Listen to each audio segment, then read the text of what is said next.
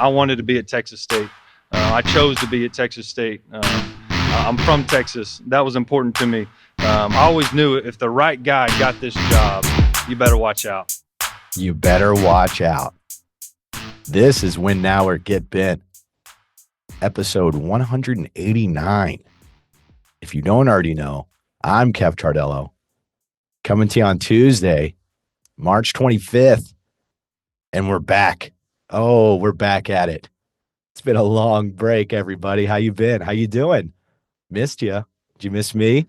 It's been a couple months since our last episode. I've been playing a lot of catch up in my personal life. That's what I did in the month of February. I was like, I'm gearing up for spring practice coming up in March. Let me get some things out of the way. Let me clear my schedule after signing day and all of that. I was real excited. I was expecting to be up at UFCU Stadium every day for spring practice, but no media access for spring practice. They have a few press conferences, but no media access. We'll talk about that. We'll talk a little bit about that. Wish I had more about the roster and things like that for spring football, but like I said, they're not letting us in there. But that's okay. They are going to let us in there for Pro Day on Wednesday this week. 16 Bobcats, possibly more, possibly less. It's a number that's subject to change. They're going to be trying their hand in front of some NFL scouts, some other scouts trying to get to the next level. So we'll be there. Me and the Wizard, Zachary Webb. Excited to hang with my guy, but we'll be able to cover that at least. But we will talk a little bit about spring practice and a little bit about Pac-12. Not much of an update there, but I got a little something for you. But before we get there, this won't be long. Just one quick ad at the top. Let's go back to our old buddies at TGC LLC, the GalindoCollective.com. That's GALINDO.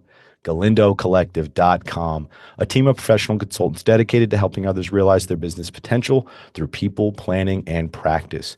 Their services cover a wide range of areas such as business strategy, marketing, human resources, and financial planning.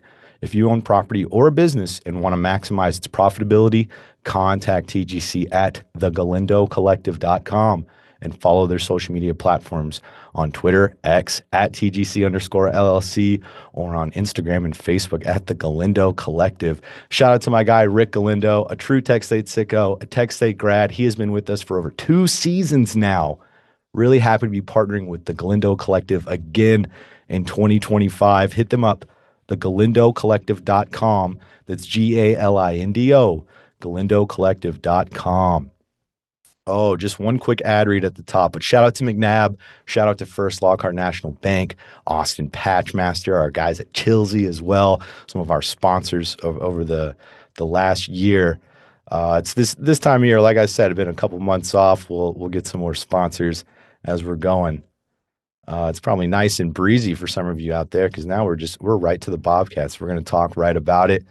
Let's jump into, you know what? I didn't even make a note about it, but let's talk about the Pac. Everything that's going on with that, as a lot of you know who have been keeping up with Texas State athletics, there has been a looming possible conference realignment into the Pac, to the zombie Pac conference that is currently existing. They still need another team. Seems like Texas State is the number one candidate there. The Bobcats have positioned themselves to be accepted by the Pac. They've even turned down the Mountain West. You remember that happened during the season. The Mountain West gave an offer to Texas State. They turned it down. Seems like they were hoping for something bigger in the Pac. The media, I know it's coming down to a media rights deal at the end of March. That's why I thought, maybe we would have known something before that media rights deal. Maybe we would have been able to break it. I mean, there was a time even 2 weeks ago where if you had asked me, I would have told you it's 99%. It's about to happen. We were even hearing there might be an announcement coming up really soon. So it seems it's very fluid. Seems like people who know things don't really know things. That's how fluid it is. They think they will, and then something happens.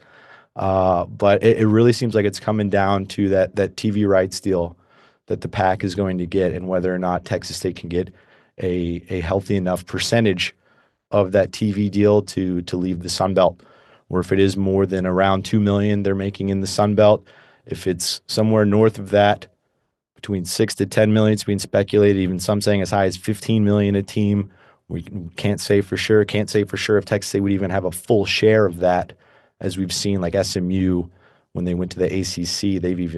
They aren't taking a TV rights salary or a payout for 10 years to be in the ACC. So it's still ongoing. It's still fluid. I don't know a ton. I don't know enough to even give you a confident percentage, but I have been trying. I have been asking, even though I've been quiet. I haven't been tweeting much.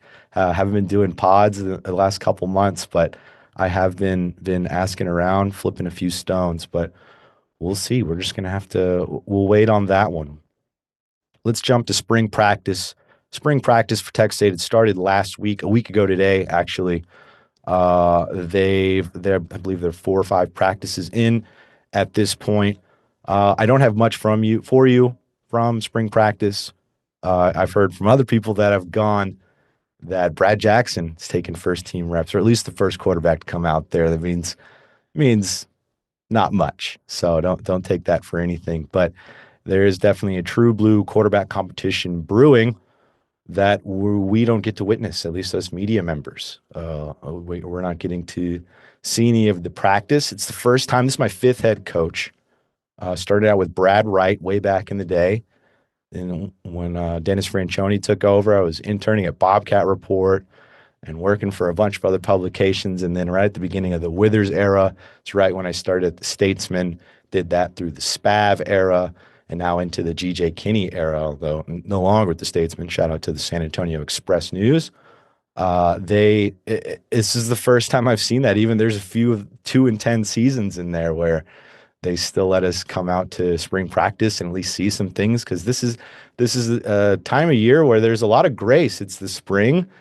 We're not judging it too harshly. There's a lot of changes, so I understand maybe they don't want to see too many of that. But usually how these deals work in spring and in fall camp, they let the media come out for like the first 20, 30 minutes or so during warmups, a few individual drills, and then once they start doing team drills, where you start to see their plays and scheme and everything, they say, okay, media, that's enough. And they let us out the gate. And we come back an hour and a half later or whatever and do the press conference. But not this year. We don't get the little filming part. Now, some of you may be asking, well, do you really need that? Do you really need the first 20 minutes? I do, especially with so many new players. I need to get eyes on them. I want to see them, who showed up for the spring. How many of these transfers are here? How many? Oh, wow, that transfer I wasn't anticipating to look as big looks massive. That was the thing with Bryce Bass last year. I was like, oh, okay, Gardner Webb, defensive end, ho-hum. And then you see him pop up and you're like, that's a big guy. And now we're going to see him at the pro day and he might have a good chance. So it would be nice to see some of those guys, to see these new quarterbacks, how they're looking thrown against each other. Just because we don't see the team set up doesn't mean we don't benefit from that. I mean, I get a lot of benefit from that. Honestly, that's how I make a lot of content. This is how people who cover this team make a living, by getting access and getting to cover these things. But I mean, if all I'm getting is a press conference, that's not really access. They throw the press conferences on YouTube. That's nothing that I mean, there's people who are getting more than the media now. I mean, seems like if you donate enough, you can go to the practices, but not if you're a member of the media trying to give things to the fans, give them some coverage. Should be an easy time for promotion as well. Like I was saying, there's a lot of grace this time of year. We're nowhere near the season. So many unknowns. It's hard to even be like, oh, this is what's going to happen with that and say it confidently. It's a lot of, so and so looked good today, and as far as a quarterback competition, it's really, it changes from day to day, especially when it's 3 guys that we're looking at that could 4 really that could really get in there and potentially play. So there's a lot of grace from that. It's a great time for media training for players, coaches. It's a great time to get them in front of media, get used to media being around, get used to media watching them. Because the more you level up, the crazier the media circus gets. It doesn't slow down if you're trying to say, I don't know, move to a bigger conference, or trying to get players prepared for the NFL, the next level. This is part of that, the media training. I mean, in the NFL, they're in their locker room interviewing them right when they get out of the shower. I'm not asking for that. We're just, just want to see a little bit of practice. And it's win-win. You're scrimmaging yourself. You're going against yourself. So it's like, how'd it go today? Good. We got better, 1% better. You say that every time. You're practicing against each other. I guess the bad thing would be injuries and you don't want to show the scheme. But even if say the reasoning is they're protecting the playbook, don't want us to see the scheme. We're not spies. We're not. I'm not out here selling information to anybody. I'm not out here trying to ruin their whole playbook. I'm not smart enough to even decipher it intelligently enough to give it to an opponent or anything like that. So I don't understand that one. I understand not wanting to let us see 11 on 11 drills. That's fine, but just totally boxing us out and having for all of spring practice, what is it, 15 practices? They have 3 press conferences scheduled, and they've already had one. There should be one after every practice. I mean, that's just it's it's free advertising. It's free marketing. It's just this, it's not like there's tons of media lining up down the block to cover this beat. There's not a lot of us, and we're trying to make a living doing this, and this doesn't help. I mean, a press conference for as far as the Express News, a press conference is a paycheck for me, And when you have 3, I didn't even go to the last one because it's like, all right, well, guess I'm not getting paid this spring. Protecting players, I don't like that. You're protecting them from the media. Like I said, the media circus gets crazier the more you level up. You're just going to make them soft. That's what this is going to do. I'm going to have them unprepared. Now is the time to prepare them for the media, the questions, the eyes, everyone's staring at them. This shouldn't be something that's a moment that's too big for them. A couple people watching practice.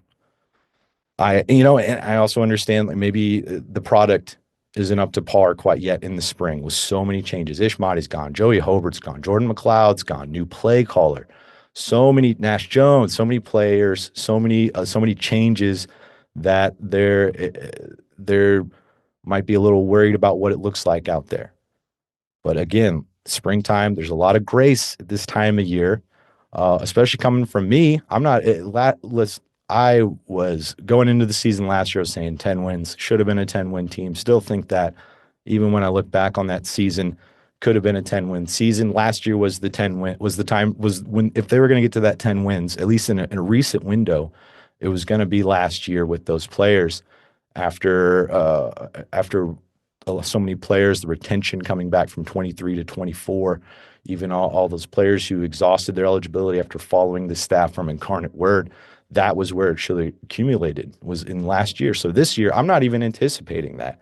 And so I'm not going to be overly harsh. I'm going to have a lot of grace, especially with these quarterbacks that just got here and they're throwing the ball, or even Brad Jackson, who's still a true freshman. It's springtime, but it's still his true freshman year of college. So I don't really, I don't understand that one. Last year was the 10-win season. I don't anticipate that this year. Maybe 6, 7, 8. If they can do it right. But especially if they're already afraid of the media in spring, I'm definitely not anticipating a 10-win season. It's just not a good look all around. And I hate that. I hate to come back and somewhat be negative. I'm not trying to complain too much and be overly petty about the whole situation, but it does make our job a lot harder. We wanted to. I know the Wizard was looking forward to getting the camera out there and doing some cool things, but we can't this year. So I'm just guessing. Like, you can go back and listen to that one pod where I did a 3-deep roster prediction. It's pretty much the same. I mean, there's a few guys that are missing. Tyron Smith, he was the guy we thought we were transferring in, didn't make it on signing day. I think I also said Manny Nunnery was going to be one of the linebackers next year, but he was a senior, so he's done. He's actually going to be at Pro Day, which is a good segue to Pro Day talk. We'll transition to that Pro Day. Media access for that will be allowed to go there. on Wednesday. 12:45 is when it starts. Real excited to go check out some of these players. A lot of them have been here a long time. 16 players in all. We'll go through, at least for now, subject to change. As I said earlier, it's a bit of a fluid situation. You never know. Some guys may decide to jump in there. Some may decide to jump out. You never know. But 16 of them are set to show up. Nash Jones, Joey Hobart, Jaden Williams, Chase Todd, Deion Hankins, Jordan McLeod, Connor Fox, Torrey Spears, Chris Mills, Jordan Polk, Justin Harris, Caleb Culp, Stephen Parker, Bryce Bass, James Neal, and Manny Nunnery. Let's go through and go through that list of some of these guys and kind of talk about what they were like at Texas State. And thinking back, this just popped in my head as I was scrolling about the media day access. We have reached out to media relations and we've asked a couple times about what's going on with that. We got an initial response saying there wouldn't be any video or photos, but I haven't heard back after my last email. So just wanted to clarify that as well. I'm not just hopping on a pod and complaining. Complained in private first. Okay, back to pro day. Let's go with the top. Offensive lineman Nash Jones. I have him, that list that I read to you, it's not in any particular order, but I do have Nash Jones and Joey Hobart at the top of the list. After those two, it's a who knows as far as where I think they could possibly end up. But those two that I named, especially Nash Jones, the potential to be drafted. I think Joey Hobart is good enough to be drafted. I don't know if somebody is willing to give him a 6th, 7th round selection. Undrafted, no doubt he will get a chance in a camp somewhere.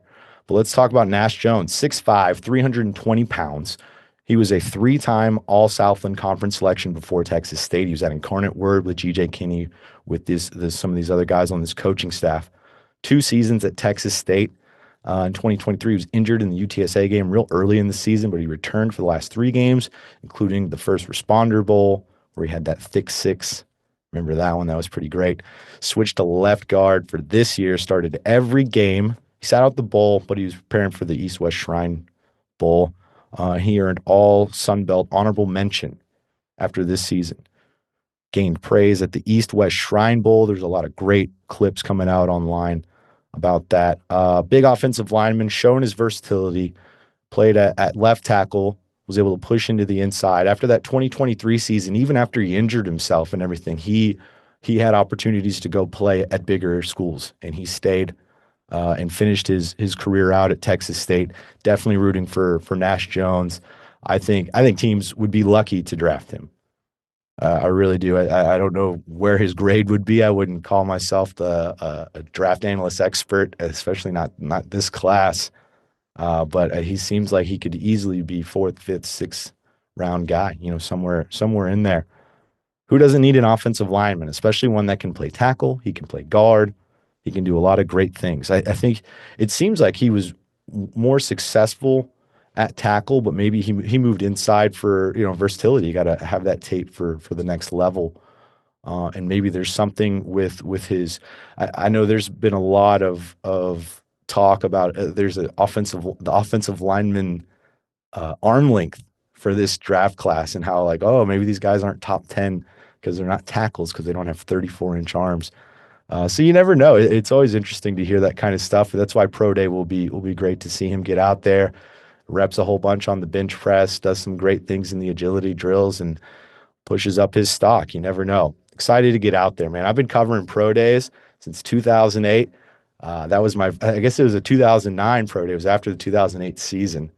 I can remember Cam Luke.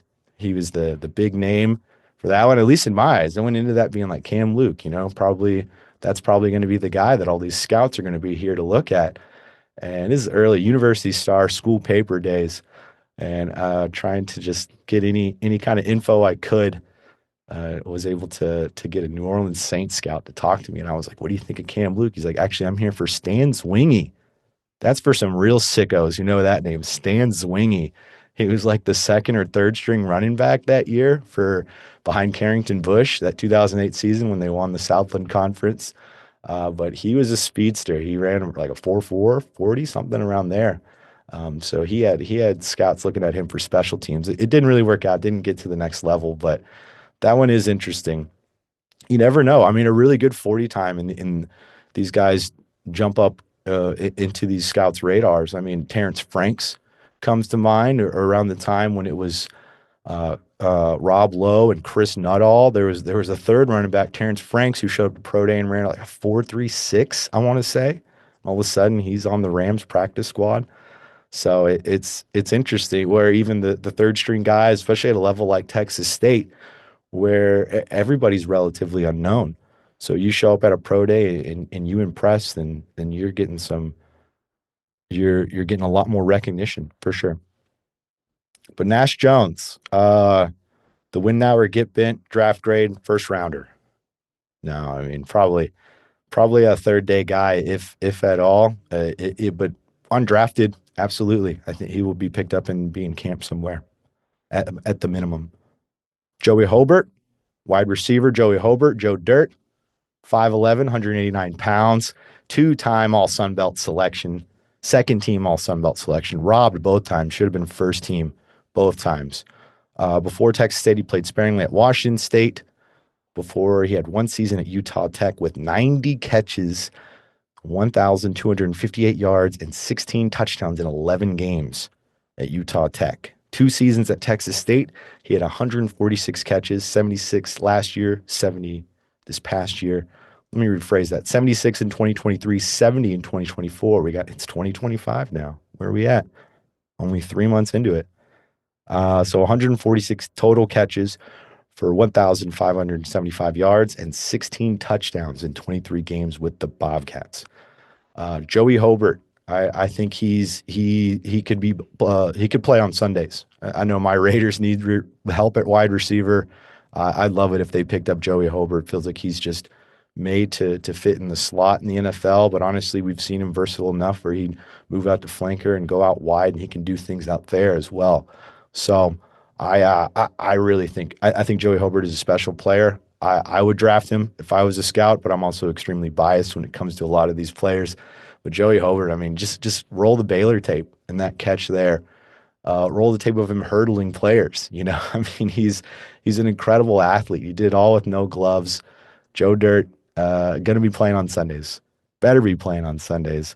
Maybe in silver and black. I think his dad played for the Raiders for a second. Billy Joe Hobart. Another wide receiver next up on this list, Jaden Williams, sneaky wide receiver on this one because he only played 1 year at Texas State, 5'11", 180 pounds, 3 years at Boston College before playing 1 season at Texas State. 28 games, 42 catches, 570 yards, and 6 touchdowns in 3 years at Boston College. 1 season at Texas State, he surpassed pretty much all those stats. All those stats. 56 catches for a team lead, 807 yards. That's also 8th in the Sun Belt. His yardage, I feel like that went a little under notice, possibly by at least by myself on this podcast. 807 yards leading the team, and then 7 touchdowns on the season, which was 5th in the Sun Belt. Just came in, one and done, but he really popped off. I know he had I should have put his bowl stats here as well. He had a nice showing at the bowl game. He can take the top off of defense, that's for sure. Nearly 15 yards a catch this past season. He's a real speedster. Was able to hold on to the ball on some tough catches. I think he's somebody that it'll be hard to get selected. It'll be hard to say when there hasn't been a Texas State player selected since 2015. We're talking 10 years since the last time a Bobcat's been drafted. Craig Mager in the 3rd round, then David Mayo in the 5th round. It's hard for me to say that more than 1 or 2 will get drafted, but I do think that him and along with a handful of other players will get into camp and they'll have their chance to try out and actually make one of these teams.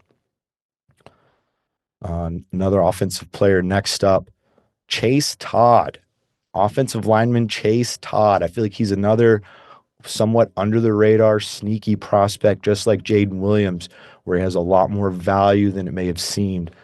2 seasons at Texas State, 6'2", 320 pounds. He played 5 seasons at Houston before Texas State. 2 starts in 2023 before starting all 13 games in 2024. Now, he only started 2 in 2023, but he played in every single game. and there was a log jam at the interior offensive line position with Big Show and Bray Walker and some of those really good players. But he was able to get in there and start at center, move to center. Very, very versatile offensive lineman. He played all three interior offensive line positions at both schools, at Houston and at Texas State. He was a guard in 2023 and moved to center in 2024 for Texas State. Was playing, wasn't a full-time starter, but when he was in the rotation at Houston, he was all along the interior line, all three of those positions. And that's harder than it sounds than just saying it to go from center where you're snapping the ball and you're worried about a whole bunch of different assignments. You have an A gap on your right and left hip.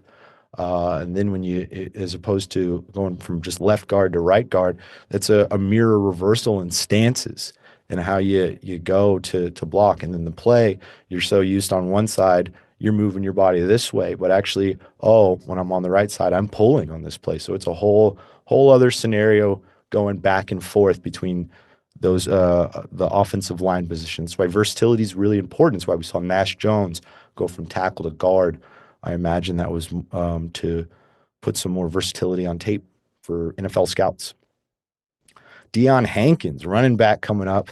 The Tankins, Deion Hankins, 6 foot, 230 pounds, 2,604 yards in 5 seasons at UTEP before 1 at Texas State. 62 rushes, 272 yards, and 2 touchdowns with the Bobcats.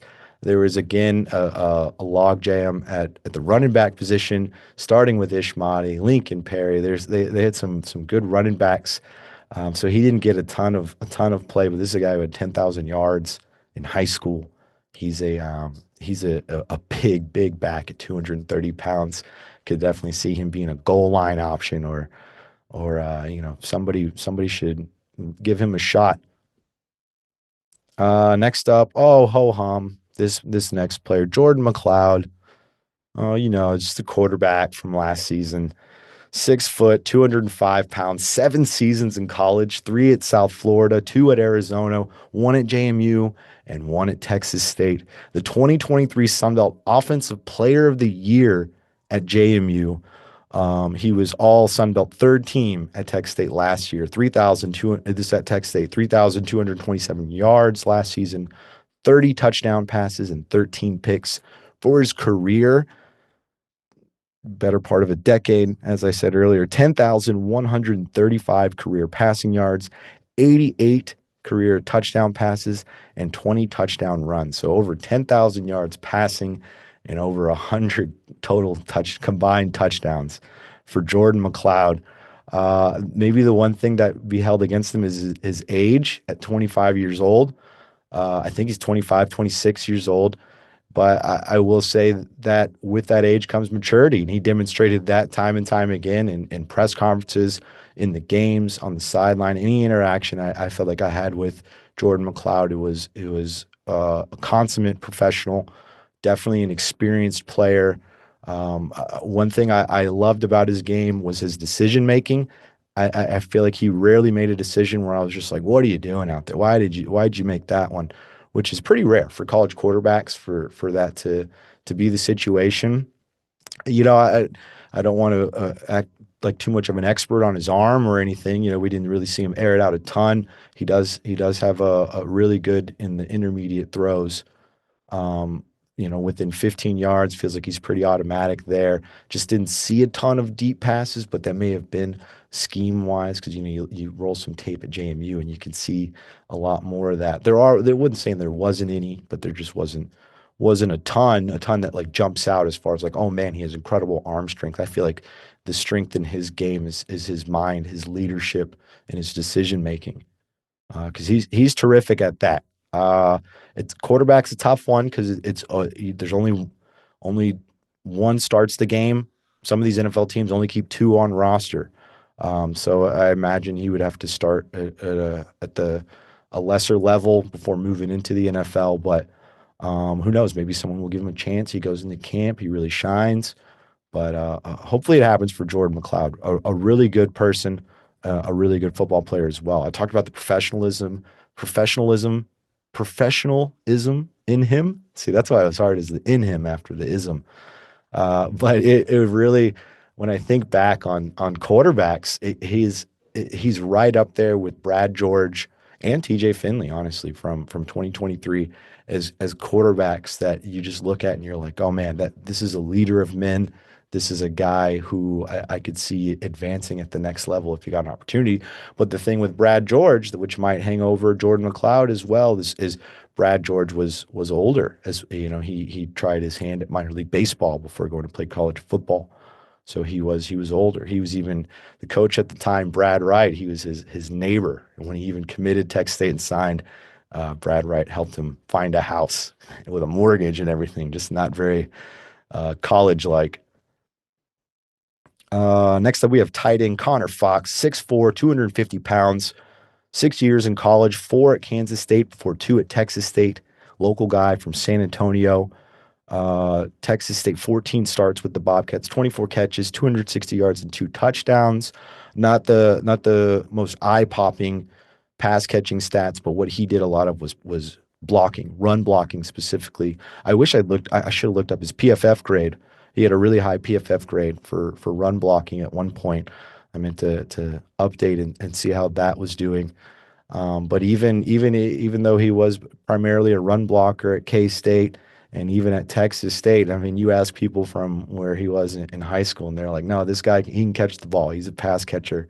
Put him out there. He's got great size, 6'4", 250.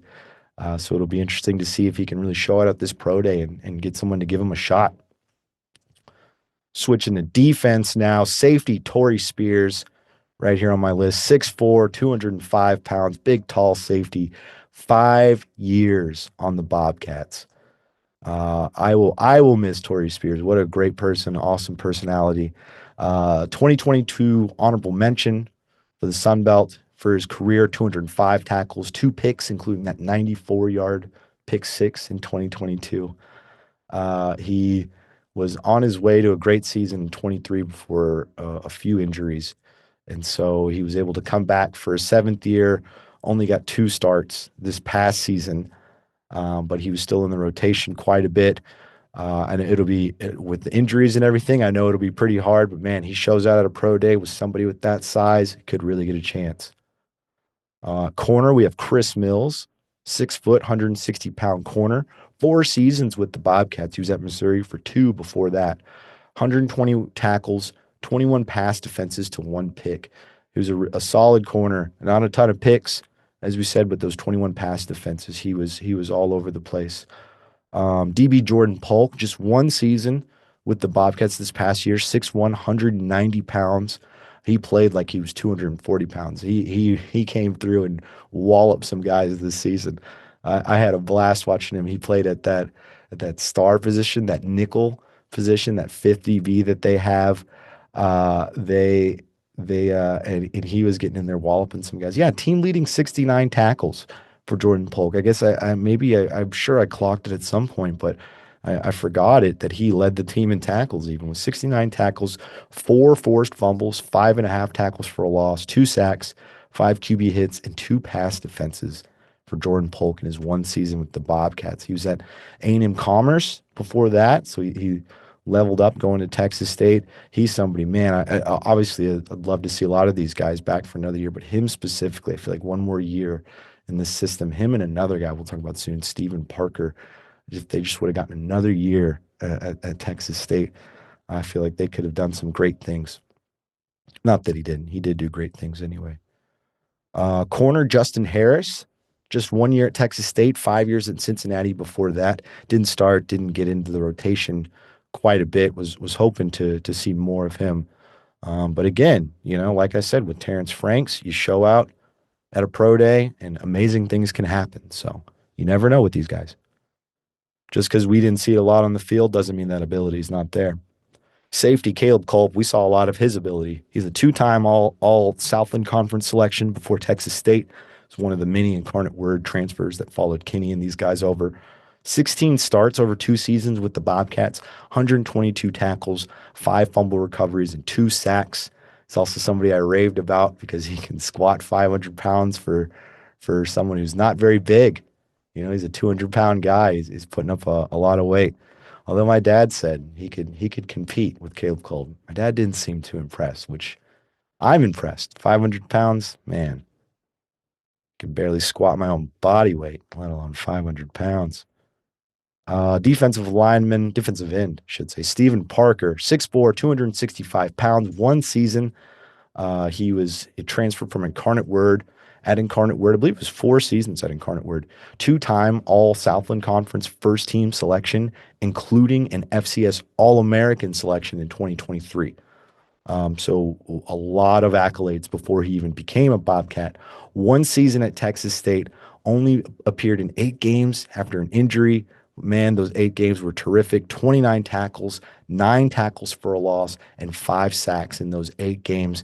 I mean, the size, I just said it, 6'4", 265. He's every bit of that. 265, I think, is even light as far as my assessment looking at him. And that's rare when I see someone's weight listed and I'm like, usually I'm like, nah, you're about 10, 15 lighter than that. He's about 10, 15 heavier than that. At least it seems in my eyes when I look at him. Maybe that's just the way he plays. He's a big guy. He's somebody that he would be a surprise if he got drafted. I think the two favorites would be Nash Jones and Joey Hobart, I said. But I guess Parker would be a surprise, but not a huge surprise. Because I would look at that. I'd look at what he'd done. Like I said, FCS All-American just 1 year ago. Injured himself for sure, but you can see how he's looking after that injury at that pro day. He shows out at that pro day, might be able to inch his way into this draft. I mean, I don't know how you could look at somebody like that and not at least consider it. I mean, he's no slouch whatsoever here. And honestly, and even same thing for the next guy, maybe not as much as Parker, but definitely worth considering is defensive lineman Bryce Bass, defensive end Bryce Bass. 6'4", 250, 4 years at Gardner-Webb before 1 at Texas State, 10 starts last year, 42 tackles, 7 tackles for a loss, and 2.5 sacks. A lot of that was coming in and stepping up when Stephen Parker did go down with injury, and there wasn't much of a drop-off. Bryce Bass went in there, and he did a solid job. Him and Khalil Alexander, especially with Ben Bell not playing, after he took the red shirt and then decided to transfer. It's interesting. I saw him blaming someone pointed this out in the 2 months that I've been gone, that Ben Bell was trying to blame the negativity on Twitter for transferring. And that's just what a crock of BS. That's what that is. That's all I got to say about that. The negativity on Twitter. That's don't let him gaslight you like that, sickos. It's not true. It was known he was going to leave well before that. But yeah, Bryce Bass with no Ben Bell out there, he stepped up. He looked really good. And again, a terrific showing. Puts up a bunch of reps on the bench press. Does great on the 3-cone drill. Nice solid 40. All of a sudden, you're getting drafted. A couple linebackers as well. James Neal, Manny Nunnery, both of them played just 1 season at Texas State. 52 tackles for Neal, 32 for Nunnery. Nunnery had a nice bowl game as well. Nunnery and Traylon Payne. I thought Nunnery was coming back, just one and done for Nunnery. But both of them are going to try their hands with the scouts on Wednesday coming up. But that's it. That's the 16 for now. Some more might pop up. We'll find out. Some more might not show. It may back out. You never know. Injuries, whatever. A lot of things happen. It's interesting scrolling past that. I see my predicted 3 deep from the one more recently. Some of my got to take Tyron Smith's name out for sure. Not a ton of changes, at least for me, and that's why I need to go see practice. Come on, let us see practice so I can update that. But I'll tell you what, next episode we'll do an updated predicted depth chart. We'll see if we can get a little closer and do a little more cleanup on it. Maybe we'll even have another conference realignment update. We'll see, like I was saying, the end of March for that, with that TV deal. At least that's speculated. Nothing solid or concrete on this end. Wish I had more for you. But it seems like that's a very fluid situation. So we'll be waiting on that. And we'll also talk about, the schedule was released for Texas State. I was going to fit it in here. I didn't want to make this one a super long one because, we got to save some content for the rest of spring. Got to have something to talk about. So we'll go over the the schedule as well, see what we can predict and see what's going to happen in 2025. It's nice to see only one midweek game after 3 last year. That'll be good to get a little bit of consistency with those Saturday games. Oh, but that'll do it. We'll wrap it up for this one. Good to be back, sickos. We'll have another good episode after Pro Day. Talk about how Pro Day went. Planning on getting some interviews, talking to some of these guys after Pro Day and figuring out what I can and getting them on the pod, trying to promote them, trying to get them to the next level. Anything that we can. I can't imagine scouts are tuning into my pod to figure out who they should sign and everything, but doesn't hurt. Oh, check out our merch site, WNOGB.com. We got lots of merch. I'm wearing the Win Now or Get Bit shirt right here. We got to update that merch. We're going to get you some good stuff. We haven't put out a ton of content, but the Wizard and I, we've been hanging out. We've been talking about what we need to do. And we're going to have a lot of fun in 2025. Check us out on Twitter at Win Now or Get Bent and on Instagram at WNOGB. Like, subscribe, comment, all that good stuff. Make sure you sign up a friend, subscribe. I feel like we're getting. I need to check it again. We're getting close to 750, which means we're getting close to 1,000 subscribers on YouTube. So if you're listening on audio, thank you, you audio heads. That's how I like to consume my pod. Make sure you rate and subscribe and unsubscribe and resubscribe if you're on the audio versions. But if you want to do us a favor, hop on YouTube, hit that subscription button for us there as well, because we're gonna push hard to get to 1,000. I think we're gonna do it before the season. I'm gonna call my shot right here, right now. We're gonna push hard. But thanks to the Galindo Collective for always being with us. Shout out to the Wizard, Zachary Webb, my guy, our great intern Reese Largent. Hope you're doing well. I haven't seen Reese in forever. I talked to him not too long ago, but mainly about Spurs stuff. Oh man, Wimby, don't get me started. And thank you, sickos. It's been this is all when things happen covering Texas State, like whenever things like when they don't want to give us access and everything, and it can make you disillusioned with this whole process, myself and people who do this with why are we being treated like a nuisance? Well, all we're trying to do is help. We want to bring things to fans. We want to make a living doing this thing we do. You can get all bent out of shape and you don't want to help certain people, but you forget that this content it has a service and it's to y'all. And it's for you. This is why we are doing this. Otherwise we'd be shouting into the void, as I said, but we have a responsibility to get out there and tell the truth about what's happening with Texas State Bobcats, to document everything that's going on with Texas State. And I cherish you all very much. I just want you to know that if there's one thing I thought about from this last episode to now, it's just like, man, I got to get those sickos some content. We gotta feed the people, So thank you for tuning in. Sorry for the wait. Back on regular schedule now. We're going to be cranking it out all summer. No off season here. But all right, everybody, till after Pro Day, Win now or get bent.